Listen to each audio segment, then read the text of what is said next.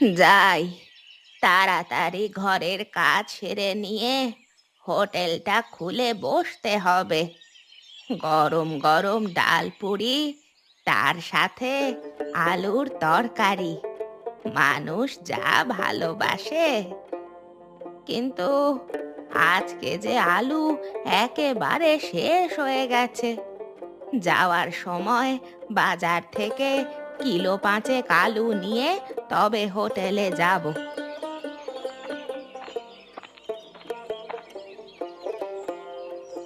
কই ঠাকুমা দাও। দাও মানে? কি দেব তোকে আবার? কিসের কথা বলছিস তুই? টাকা দাও। আমি তোমাকে কালকে রাতে সবকিছু বললাম তো। তুই তো আমাকে বললি একটা ব্যবসা করব, টাকা চাই। কিন্তু আজকেই যে টাকা চাই সে কথা তো বলিসনি।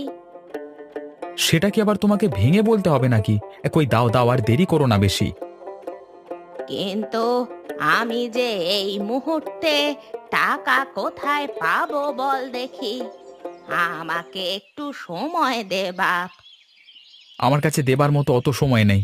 আমাকে খুব তাড়াতাড়ি ব্যবসাটা শুরু করতে হবে, তার জন্য টাকার দরকার। কত টাকা দরকার? সব মিলিয়ে 6,000 টাকা। বাপ রে, অত টাকা একসাথে তো আমি কোনোদিন চোখে দেখিনি। তোকে আমি এতগুলো টাকা কোথা থেকে এখন দেব বল দেখি। সকালবেলায় নাটক করো না দেখিনি।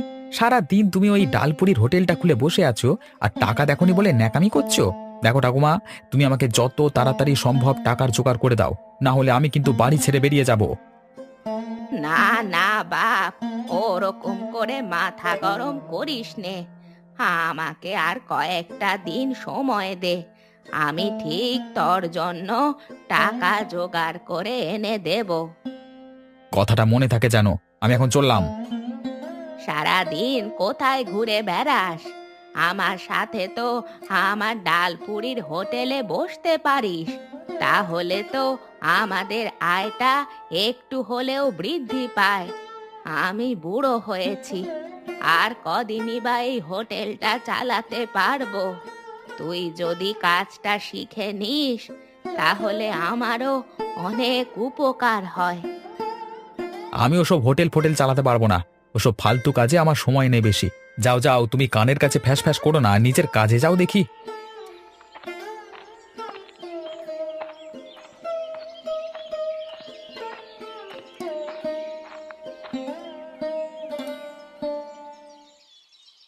কই গো গিন্নি, কোথায় গেলে? তোমার বাইরের কাজ কি শেষ হলো? তাহলে আমাকে দুটো খেতে দেবে, এসো। আমাকে এক্ষুনি খেয়ে কাজে বেরোতে হবে গো। তুমি বসো, আমি তোমার জন্য খাবার এনে দিচ্ছি।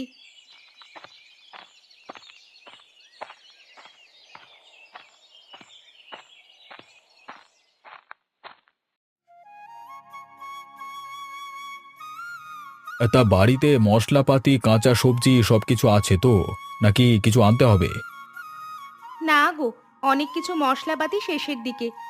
আমি বরং কালকে তোমাকে একটা লিস্ট করে দেব, তুমি সেগুলো থেকে বাজারগুলো করে নিয়ে চলে আসবে। ঠিক আছে, তাই হবে। আমি বরং আজকে আসবার সময় বুড়িমার হাতের গরম গরম ডাল পুরি কিনে আনবো। খেয়ে দেখবে কেমন খেতে। ঠিক বলেছ, বুড়িমার হাতের গরম ডালপুরি আমাদের অনেক দিন খাওয়া হয়নি।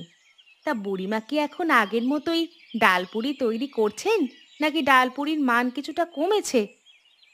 না না, এই তো কবে আমি খেলাম। স্বাদ সেই আগের মতনই রয়ে গেছে। শুধু একটু বয়স হয়ে গেছে বলে বেশি পরিমাণে আর তৈরি করতে পারেন না, ফলে অনেক খদ্দের কিনতে এসে বাড়ি ফিরে যায়।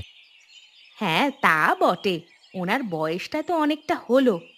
তবে ওনার একটা নাতি আছে শুনেছিলাম, সে তো তার ঠাকুমাকে একটু সাহায্যও করতে পারে।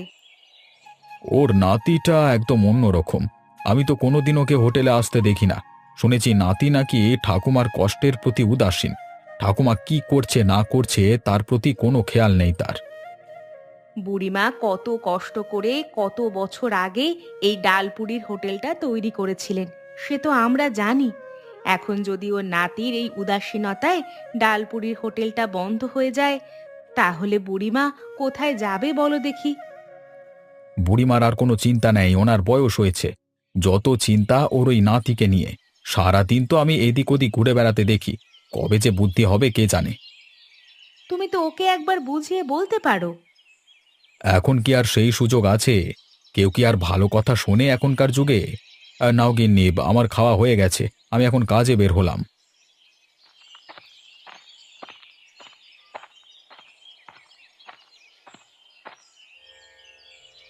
মাথা খারাপ নাকি? ঠাকুমা যতই আমাকে বলুক, আমি কোনো দিনই ওই হোটেলে কাজ করব না। আমার কি একটা নিজস্বতা নেই নাকি?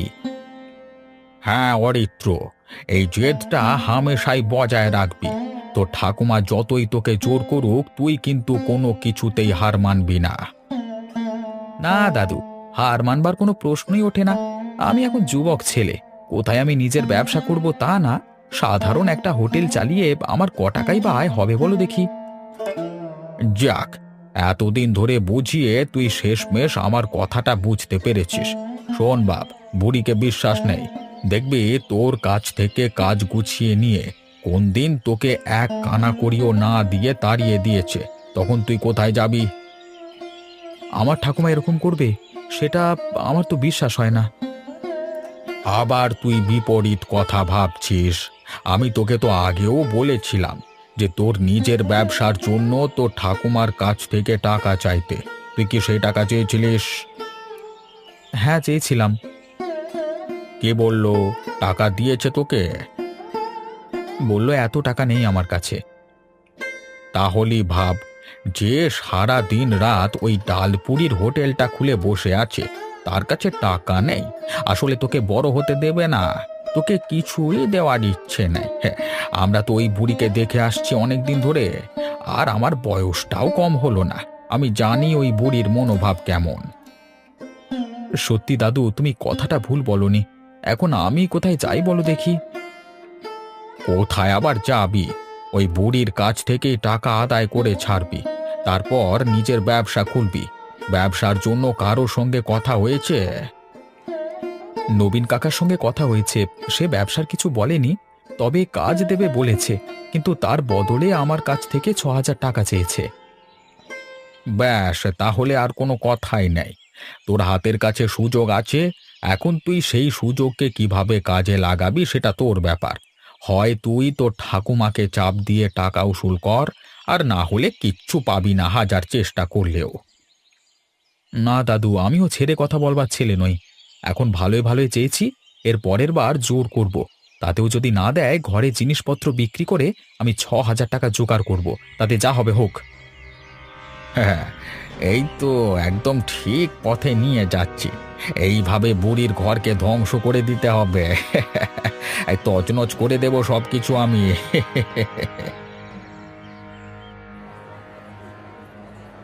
আসুন আসুন, গরম গরম ডাল পুরি খেয়ে যান।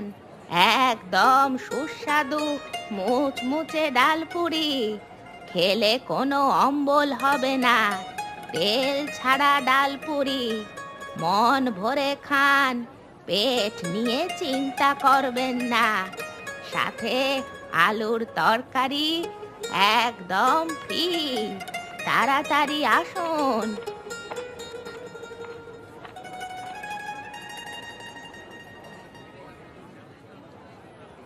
কি ব্যাপার বুড়িমা, আজকে তোমার হোটেল খুলতে এত দেরি হলো যে? কাজ ছিল নাকি?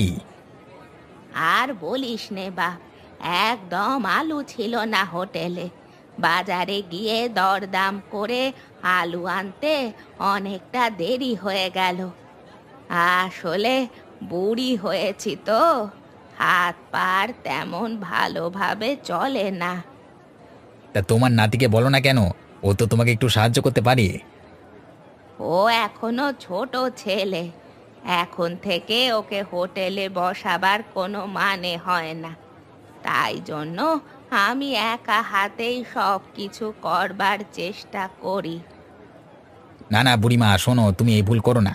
তুমি যদি তোমার নাতিকে এখন থেকে সবকিছু শিখিয়ে রাখো, তাহলে দেখবে বড় হতে হতে তোমার ডালপুরির হোটেলকে নিজের হাতে অনেকটা বড় করবে। আর যদি অনেকটা দেরি হয়ে যায়, তাহলে দেখবে কাজকর্মে তোমার নাতির মন বসবে না।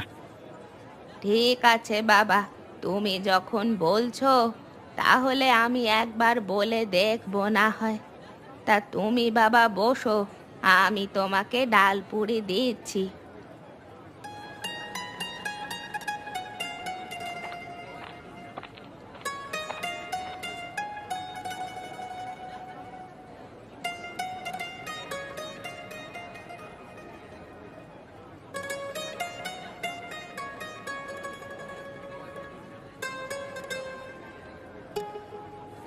আহা বুড়িমা, তোমার হাতের স্বাদ সেই একই রকম রয়ে গেল গো। এত সুন্দর স্বাদের ডালপুরি আমি আর কোথাও খেয়ে দেখেছি বলে মনে হয় না। সবই তোমাদের ভালোবাসা।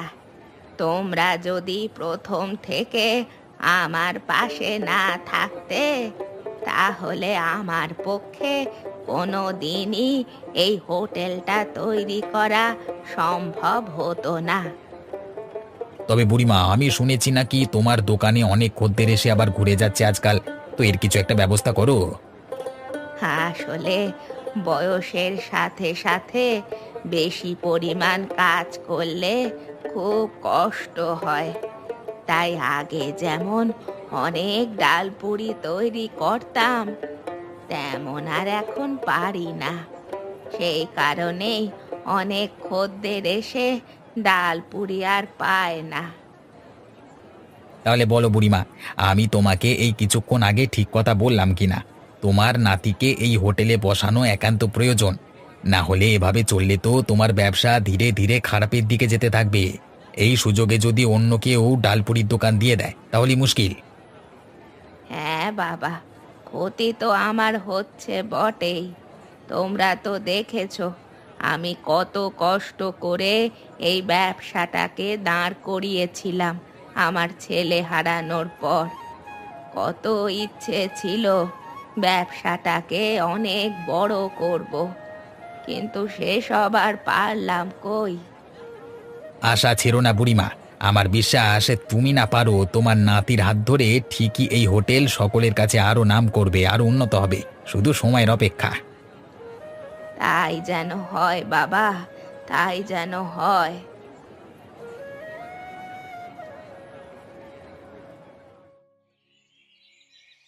কিরে অরিত্র, কি খবর তোর? কাকা, আমাকে আর কিছুটা সময় দিন। আমি এ মাসে শেষ করে যদি আপনাকে টাকাটা দিই তাহলে হবে? এ মাসে শেষ করে টাকা দিলে কি করে হবে বল দেখি? আমার কাজের জায়গা তো একটা কি দুটো আছে। এই একটা দুটো জায়গা তো যে কোনো সময় ভর্তি হয়ে যেতে পারে। মানে কাকা, আমার একটা অনুরোধ ছিল, যদি রাখতে খুব ভালো হতো। হ্যাঁ বল না, কি অনুরোধ? আমি ভেবে দেখছি অনুরোধটা রাখতে পারি কিনা। আসলে কাকা, যদি ৬,০০০ টাকার বদলে তুমি কিছুটা টাকা কম নিতে তাহলে আমার খুব সুবিধে হতো। আসলে আমার ঘরে ঠাকুমা ছাড়া তো আর কেউ নেই। ঠাকুমা একা হাতে হোটেলটা চালিয়ে ক টাকাই বা রোজগার করে। সে কথা বললে কি হবে? আমার কাছে এমনও ছেলে আছে যারা ৬,০০০ কেন, ওই কাজের জন্য ১০,০০০ টাকা দিতে রাজি। তাহলে আমার তোকে কাজটা দিয়ে লাভ কি বল দেখি? তোকে খাতির করি বলে আমি এখনো পদটা তোর জন্য খালি রেখে দিয়েছি। কিন্তু এত টাকা যে আমি জোগাড় করতে পারবো কিনা সেটাই তো বুঝতে পারছি না। তাহলে আর কি, তোকে আর ২ দিন সময় দিলাম। দেখ টাকাটা জোগাড় করতে পারিস কিনা। যদি না পারিস তাহলে আমাকে কাজটা অন্য কাউকে দিয়ে দিতে হবে। আমি তো আর মাসের পর মাস অপেক্ষা করতে পারি না। ঠিক আছে, তুই এখন তবে যা। আমার এদিকে অনেক কাজ পড়ে আছে।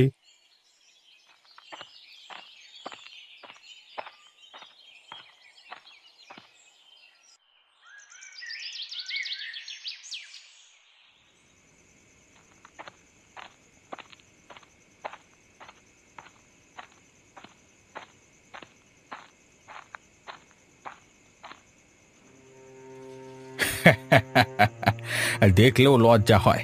কোথায় এই বয়সে একটু বিশ্রাম নেবে তা না, এখনো কাজ করে মরতে হচ্ছে। হ্যাঁ, একখানা নাতি হয়েছে বাপু।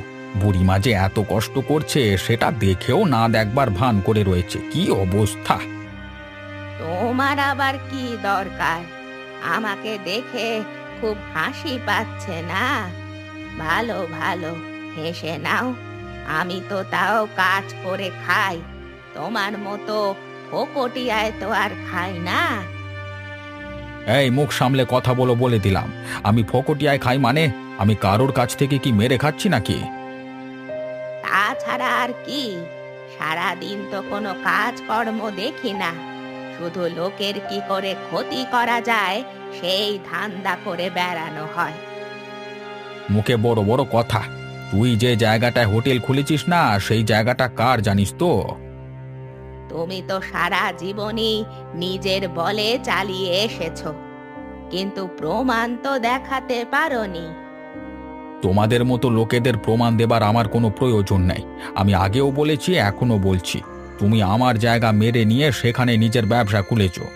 সারা জীবনই এরকম চিৎকার করে যাও, কাজের কাজ কিছুই হবে না। মানুষের পেছনে লাগা ছাড়া সারা জীবনে করেছোটাই বা কি? তুমি কি একটা ডালপুরির হোটেল খুলে একেবারে গ্রামের মানুষকে উদ্ধার করে দিয়েছো নাকি? উদ্ধার না করতে পারি, খাইয়ে পেট তো ভরাতে পারছি, এতেই অনেক। তোমার সঙ্গে ফালতু বকবার সময় আমার নেই, আমি এখন চললাম এখান থেকে।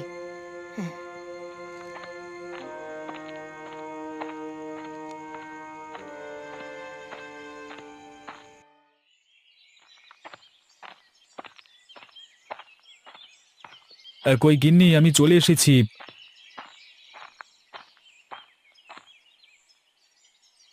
এই দেখো, তোমার জন্য বুড়ির গরম গরম ডালপুরি এনেছি। তুমি এক কাজ করো, ডালপুরিগুলো নিয়ে গিয়ে তুমি থালায় ঢালো, আমি হাত মুখে জল দিয়ে আসি।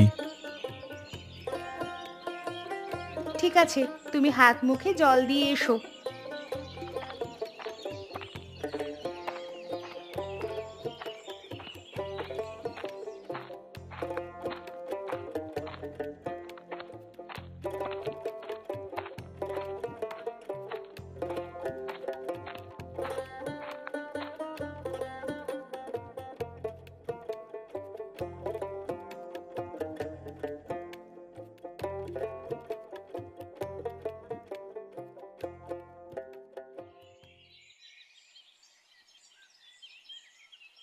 কি গিন্নি, কি বুঝছো? বুড়িমার হাতের ডালপুরির স্বাদ কেমন? অতুলনীয়। বুড়িমার হাতের ডালপুরির স্বাদ আগের মতোই রয়ে গেছে। ঠিকই বলেছ।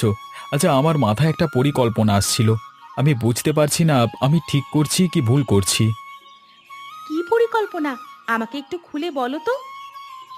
আমি ভাবছিলাম বুড়িমাকে আমি কিছুটা টাকা দিয়ে অর্থ সাহায্য করব, যাতে সে কাজের হোটেলে লোক রাখতে পারে। ওর নাতি তো কিছু করবে বলে মনে হচ্ছে না। কি অবস্থা বলো দেখি!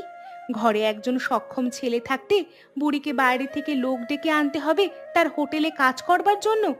এর থেকে খারাপ ব্যাপার আর কিছু হতে পারে?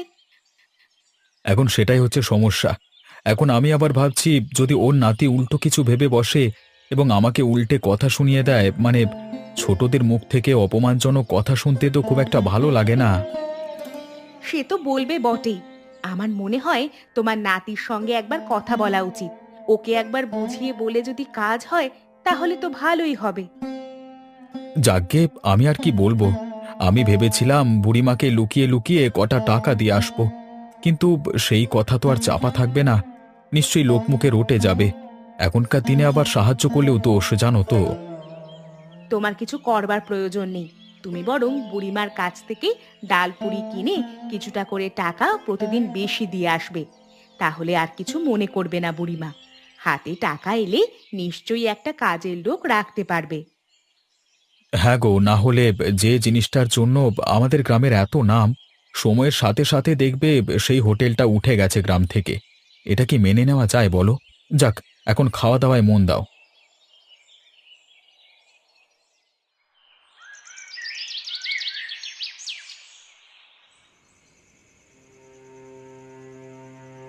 তুমি নিজের হাতে আমার জীবনটা ধ্বংস করছো।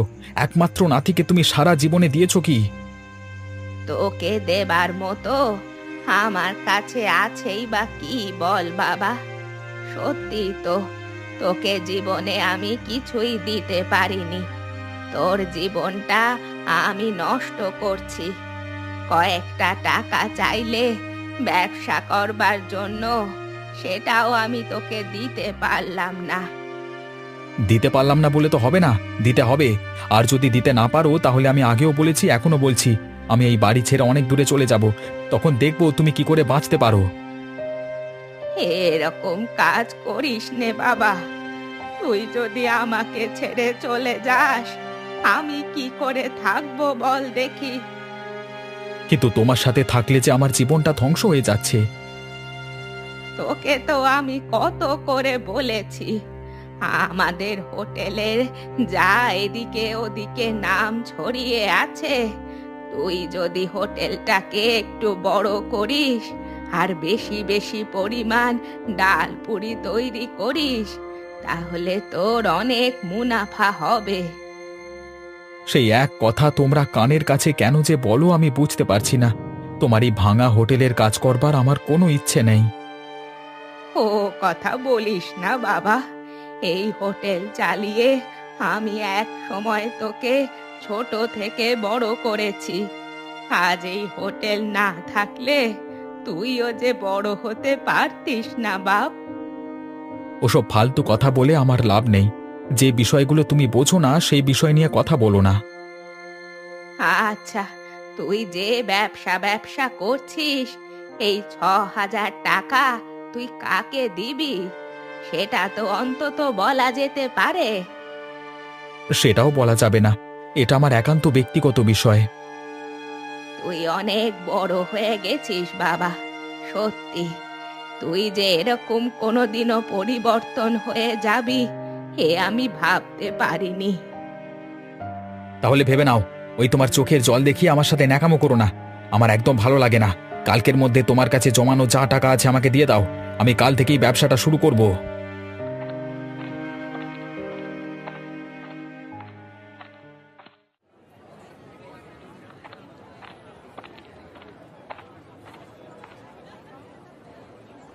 আরে, তোমরা কি অন্য কোনো গ্রাম থেকে এসেছো নাকি? তোমাদের তো এই গ্রামে আগে কোনোদিনও দেখিনি। হ্যাঁ বুড়িমা, আমরা তোমার ডালপুরির নাম অনেক শুনেছি, তাই জন্য আমরা দুই বান্ধবী মিলে আজকে তোমার ডালপুরির স্বাদ নিতে এসেছি। আরে আরে, এসো এসো, তোমরা ভেতরে এসে বসো, আমি তোমাদের ডালপুরি দিচ্ছি।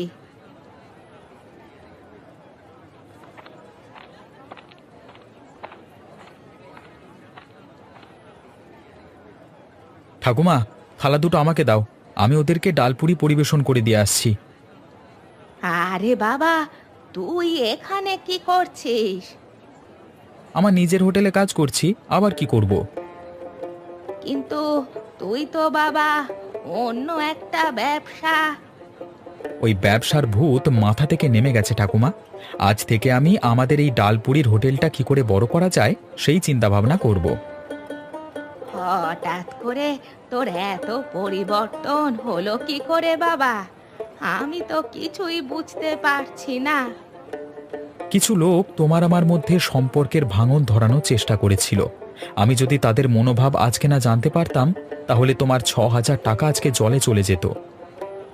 এই কাজের মধ্যে নিশ্চয়ই হরিহর আছে, তাই তো? হ্যাঁ আছে। যাক, ওদের কথা বাদ দাও। আমি যা বলবার মুখের উপর বলে এসেছি, এখন আর পেছনে তাকাবার কোনো মানে হয় না। আজ থেকে আমি এই ডালপুরির হোটেল আরও উন্নত করবার চেষ্টা করব, যাতে আরও 4 গ্রাম থেকে মানুষ এসে তোমার ডালপুরি খেয়ে যায়। তোর কথা শুনে আমি খুব খুশি হলাম।